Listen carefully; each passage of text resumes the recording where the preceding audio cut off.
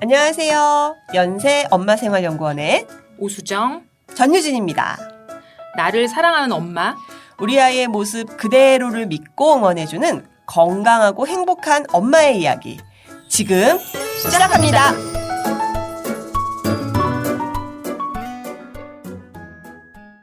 이제 방학이 시작돼서 아이들과 가정에서 같이 지내고 계신 어머님들 많으시죠? 방학 동안 여러 가지 체험활동 생각하셨다가 저희 지난 방송 들으시고 새로운 계획을 준비하는 분들도 계실 것 같아요. 그래서 저희가 아이들 연령별로 방학 계획을 세우실 때 부모님들이 참고하실 만한 이야기를 소개해드리려고 합니다. 2023 여름방학 잘 보내기. 오늘은 영화편입니다. 첫 번째, 아이와 함께하는 느슨하지만 규칙적인 일과를 계획해보세요. 아주 간단하지만 정말 어려운 이야기이기도 합니다. 조금 더 자세하게 설명해 주시겠어요? 아이들에게 하루 일과가 예측 가능하게 일관적으로 흘러가는 것은 아주 중요한 의미를 가집니다. 어디로 튈지 모르고 생활 리듬이 불규칙적인 아이들이라고 하더라도 어느 정도 안정된 흐름이라는 것은 이 세상에 잘 적응하기 위해 꼭 필요합니다. 특히 기관 생활을 했던 아이들이라면 아주 간단하지만 규칙적인 일과를 경험해 봤을 텐데요. 방학 동안 가정에서도 아이들이 자신의 하루를 예측할 수 있도록 느슨하지만 규칙적인 일과의 계획을 세워보세요. 가정에서 규칙적인 일과 계획을 세운다. 몇 시쯤 점심을 먹고 오후에 놀이터에 나가고 자기 전에 목욕을 하고 이런 것들 말씀이신가요? 맞습니다. 지금도 잘 하고 있는 것들이겠지만 예측 가능한 하루 일과의 중요성의 의미를 이해하고 틀을 잡아놓는 것이 매일매일 반복되는 육아로부터 오는 엄마의 피로를 줄이는 길입니다. 아이들도 물론 더 편안해질 거고요. 그렇다고 시계 알람을 맞춰두고 그 시간이 되면 무조건 뭘 한다. 이렇게 하는 건 영하게 맞지 않는 방법이에요.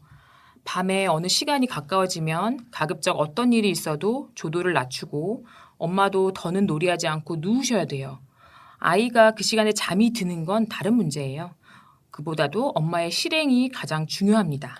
맞아요. 취침 시간은 다음날 아이의 일과에 지대한 영향을 끼치게 됩니다. 간혹 집에서 불금을 즐기시려고 졸리면 자겠지 그냥 둬 이런 걸로 아빠랑 신랑이 하신 적 있으시죠?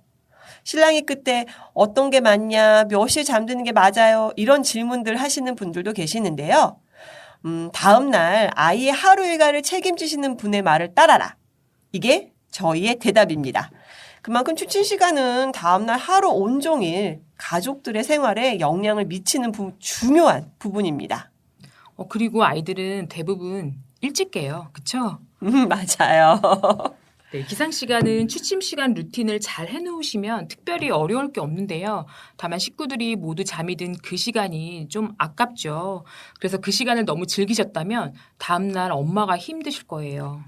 이렇게 안정적인 기상시간과 취침시간 그리고 예측되는 식사시간 이런 것을 실행하는 것 자체가 굉장히 중요합니다. 특히 식사는 꼭 매 끼니의 모든 영양소를 책에 써있는 정량대로 이렇게 먹이겠다. 이런 목표를 세우시지는 말고요. 또 그건 불가능한 일이기도 해요. 물론입니다. 그보다 아침에 일어나면 엄마와 함께 밥을 먹지 이런 행위에 대해서 인식할 수 있게 하는 게 가장 중요합니다. 사실 이런 기본적인 것을 하기에도 너무 어렵죠. 저도 그랬던 기억이 있는데요. 이 기본이 가장 중요한 것이기 때문에 지금 필요하지도 않은 다른 것들에 에너지를 쓰시는 건 좀 줄이시고 본인의 에너지를 적절히 배분하셔야 됩니다. 그리고 이렇게 무언가를 먹었다면 집에서 뒹굴뒹굴 자유롭게 노는 시간을 가져야 됩니다. 그리고 하루에 한 번은 꼭 놀이터나 근처 공원에 가서 실내 놀이를 하거나 가벼운 산책을 하는 것도 좋고요. 하루에 한두 번은 내가 놀고 난 흔적을 엄마랑 함께 정리해보는 이런 일과를 계획하시면 됩니다. 네, 아이의 하루를 시간 단위로 계획하는 시간표를 짜라는 것이 아니고 아이의 입장에서 하루가 느슨하지만 예측 가능하게 흘러갈 수 있도록 하는 것이 중요하다라는 오쌤 이야기 이해가 되시죠? 그리고 놀잇감 정리 이야기가 나와서 말인데요. 하루에 한두 번 놀잇감 정리하기는 좀 부족한 거 아닐까요? 놀이를 다 하고 그 자리를 뜨기 전에 정리하고 가는 습관 들이는 거 중요하다고 하던데 그럼 중간에는 그냥 둬도 될까요? 이런 고민 드시는 분도 계실 거예요. 아이들이 자기가 하던 놀이를 스스로 정리하는 것을 배우는 것도 분명 필요한 일입니다. 하지만 지금 이 시기 아이들의 놀이는 그렇게 오랫동안 지속되지 않고 여러 자극들에 의해 흥미가 빠르게 변해요. 예를 들면 블록놀이를 하던 친구가 갑자기 퍼즐 조각에 관심을 보이기도 하고 그러다가 옆에 있는 책을 꺼내서 본다든지 이런 행동들을 흔하게 볼 수 있는데요. 하지만 아이의 놀이 흥미가 이곳에서 저곳으로 이동되었다고 해서 아이의 그 놀이가 끝났다는 건 아닙니다. 그리고 이미 다른 놀이로 흥미가 이동해서 다른 놀이를 시작한 아이에게 이전에 했던 놀이를 정리하고 오라고 지시하는 것은 아이의 새로운 놀이 흥미를 중단시키는 행동이기도 합니다. 물론 그게 성공하기도 어렵고요. 맞아요. 어려운 일이에요.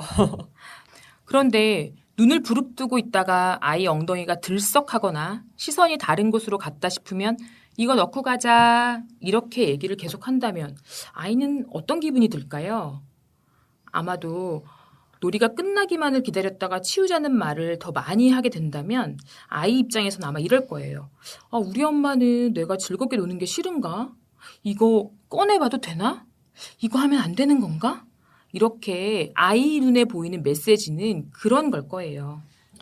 그러면 정리가 안 된 아이의 놀잇감이 다른 가족들의 이동에 방해가 되거나 놀잇감이 망가져서 우리 아이는 항상 속상해하며 울어요. 이런 경우엔 엄마가 옆에서 조금씩 정리해 주는 거. 그건 괜찮겠죠? 네, 영아기는 엄마의 도움이 어느 정도 필요한 시기입니다. 가족들이 함께 있는 시간이나 공간에서는 그 이동에 방해되지 않는 선에서 공간을 나누어 주는 것도 좋겠죠. 아빠가 출근한 낮이라면 좀 넓게 사용하시고 저녁 식사 전에는 이동에 방해되지 않게 그리고 식구들도 좀 편하게 쉴 수 있도록 한쪽으로 치워주게 하는 것도 좋고요. 좀 큰 아이들이라면 오늘 내가 만든 걸 다 부수는 거 좀 너무 싫어하죠. 그럴 때는 러그 위로 이동시키게 하는 방법 같은 것도 쓸 수 있어요. 그래서 가족을 포함한 타인의 권리도 지켜야 하는 연습을 하는 게 어린아이들에게 꼭 필요합니다. 그리고 아이의 일과가 새로운 장으로 전이가 되는 시점 있죠.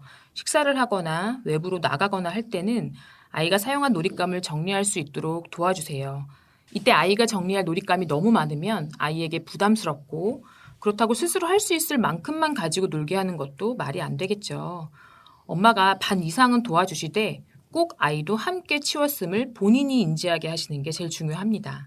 맞아요. 엄마 혼자 후다닥 치우면 정말 빨리 깔끔하게 치울 수 있는 거 잘 압니다.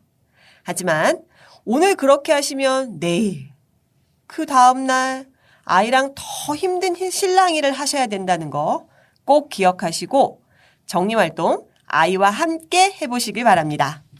그럼 이 하루하루의 일과를 어떻게 계획하면 좋을지 지난번 이야기하고 좀 연결시켜서 풀어볼까요?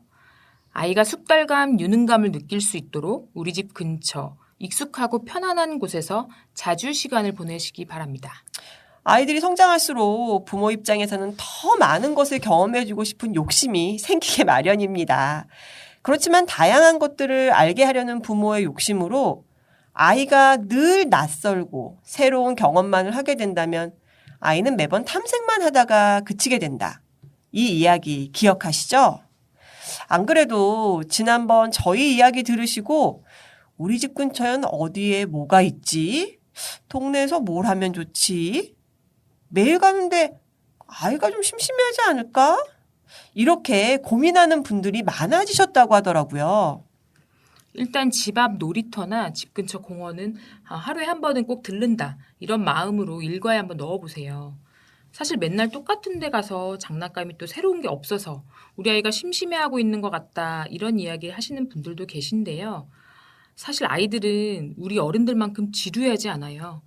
매일매일 조금씩 아이가 성장하면서 편안하고 익숙한 곳에서 늘 보던 것들에서도 아이들은 새로운 것을 꼭 찾아내고 즐거움 느끼거든요. 게다가 자연은 늘 뭔가가 조금씩 변화하고 있잖아요.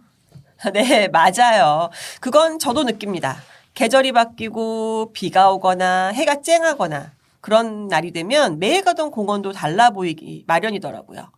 그래도 엄마 입장에서는 좀 더 새로운 걸 보여주면 아이가 흥미를 느끼지 않을까? 더 좋아하지 않을까? 그런 마음이 생기겠죠? 반복해서 익숙해지면 그때 창의적인 발상을 할 수 있다고 말씀드렸죠. 반복적인 놀이 중에 새로운 놀이를 스스로 발견하고 거기서 즐거움을 찾아볼 수 있는 기회를 꼭 주셔야 합니다. 익숙한 놀이터, 공원에 하루 한 번 나가 놀이하는 그 시간에 아이가 자신에게 의미 있는 것을 스스로 발견해낼 수 있다는 것을 계속 생각하고 의미를 두어야겠네요. 아, 그런데 쉽지가 않아요. 그쵸. 저도 애들 어렸을 때 좀 그랬어요. 매번 집 근처에서만 놀아서 어딘가 좀 짠하기도 하고 그래서 화려한 어디 월드, 땡땡 월드 뭐 이런 데라도 가면 어떨까 하는 생각을 좀 했었는데 저희 언니의 한마디에 마음을 내려놨습니다. 오 선생님, 언니들 있으시죠? 뭐라고 하시던가요? 뭔가 이렇게 굉장히 임팩트 있는 한마디 하셨을 것 같은데요. 네, 저희 언니가 저한테 그러더라고요. 수정아, 괜찮아. 유모차에 타 있는 애들이 그 혼잡한 데서 얼마나 힘들겠니? 나중에 아이들이 콕 집어서 엄마 나도 저기 가고 싶어요. 내 친구들이 갔다는데 어디 가고 싶어요. 이런 말 할 때 데리고 가기도 벅차. 그러더라고요. 그 말 듣고 나니까 마음이 참 편해졌습니다. 아, 네. 얼마나 힘들겠니? 그러게 아이 입장에서 정말 힘들 수 있겠어요. 네, 맞아요. 지금은 어디 새로운 곳을 데려가고 싶다는, 그래야 아이에게 좋지 않을까. 아, 못 데리고 가서 미안한데. 아, 이런 엄마의 마음을 먼저 다스려야 한다. 알겠습니다. 그럼 일단 그런 마음은 내려놨고요. 그러면 아무것도 안 하고 있으면 될까요? 여기서 가장 중요하고 기본이지만 또 잘 안 하고 계신 것들에 대해서 좀 얘기를 할 텐데요. 바로 우리 아이를 관찰하는 겁니다. 아, 관찰이요.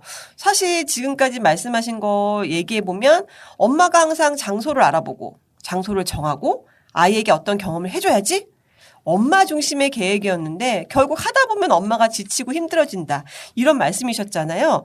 관찰, 어떻게 해야 하는 걸까요? 그래서 이참에 아이들 좀 관찰해보는 연습을 하시면 좋을 것 같은데요. 우리 아이가 어디를 쳐다보고 있는지, 뭘 궁금해서 저기 이렇게 골똘히 보고 있는지, 아니면 무슨 생각을 하고 있는지, 또 뭘 해보고 싶어서 하는 건지 유심히 볼 필요가 있어요. 만약에 우리 아이가 매일 반복된 놀이를 해서 나는 좀 보면서 좀 지루하다 이런 생각이 드신다면 그럼에도 불구하고 아이가 저걸 계속한 이유가 있겠죠. 그 이유를 엄마가 발견하는 건 굉장히 중요한 의미를 지닙니다. 그래서 매일 반복하는 놀이를 아이가 계속 하고 있을 때 매일 하던 건데 오늘은 또 어떻게 다르게 시도하지? 뭐가 그렇게 좋아서 저걸 계속하는 거지? 뭘 새로운 걸 알게 됐나? 또는 뭘 새로운 걸 본인이 해내게 됐나? 그래서 저렇게 표정이 좋은가?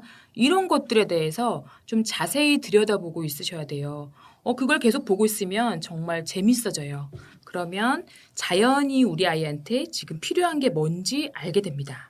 맞아요. 이렇게 아이들 관찰하고 있으면 아이들이 뭔가에 집중할 때 얼굴 표정이라던가 입을 쭉 내밀고 있는 모습이라던가 굉장히 재미있기도 한데요. 아, 그런 표정들이 바로 우리 아이들이 뭔가를 집중하고 있는 모습이었군요. 네, 맞아요. 그런 것들을 보고 계시다가 보면 내가 이 아이들을 위해서 뭘 해주면 좋을까가 떠올라요. 다른 곳을 부지런히 예약해서 힘들게 데리고 가는 거 그거 말고 신기한 돌멩이나 열매들 이런 거 손에 꼭 쥐고 기뻐하는 아이라면 그 아이를 위해서 집에 있는 못 쓰는 통 같은 거 있죠. 그런 걸 가져가서 담게 해주면 좋겠다. 이런 생각을 하시게 될 수 있어요. 물놀이를 하고 싶어하는 아이라면 빈 페트병을 가지고 가서 놀게 해야겠다는 생각도 들 거예요. 그래야 생뚱맞은 놀잇감을 꺼내서 아이의 흥미와 몰입을 방해하지 않을 수 있습니다. 그렇게 하루하루 아이가 커가는 걸 알아봐주는 엄마 아빠랑 산다면 그 아이도 정말 행복하겠죠? 저는 산책용 작은 가방을 만들어서 자연 관찰책, 돋보기, 투명한 재활용 컵이나 그릇 등 넣어 놓았었어요. 이런 거 준비해 놓으시면 아주 편합니다. 특히 영아기에는 대부분 주변을 탐색하는 놀이들을 하기 때문에 엄마 아빠가 옆에 있어도 우리 애는 혼자 잘 노는데요? 내가 옆에서 없어도 괜찮은 것 같아요. 이런 생각 많이 드시지요? 그럴 때 아이를 관찰하는 것, 이후 우리 아이들을 이해하는데 가장 중요한 밑거름이 되는 것이겠네요. 그래서 이번 여름에는 아이도 힘들고 엄마도 힘들게 멀리 가느라고 애쓰기보다는 집 근처에 있는 공원, 놀이터, 그리고 더위를 피해야 할 동네 어린이 도서관, 또 가까운 물놀이장 이 정도를 좀 미리 찾아 놓으세요.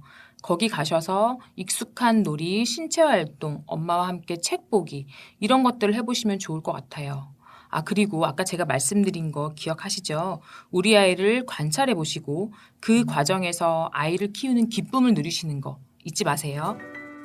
오늘 이야기는 여기까지입니다. 다음 시간에 더 유익하고 재미있는 이야기 들고 오겠습니다. 오쌤, 전쌤과 함께하는 건강하고 행복한 엄마의 이야기. 다음 시간에도 함께해요. 안녕!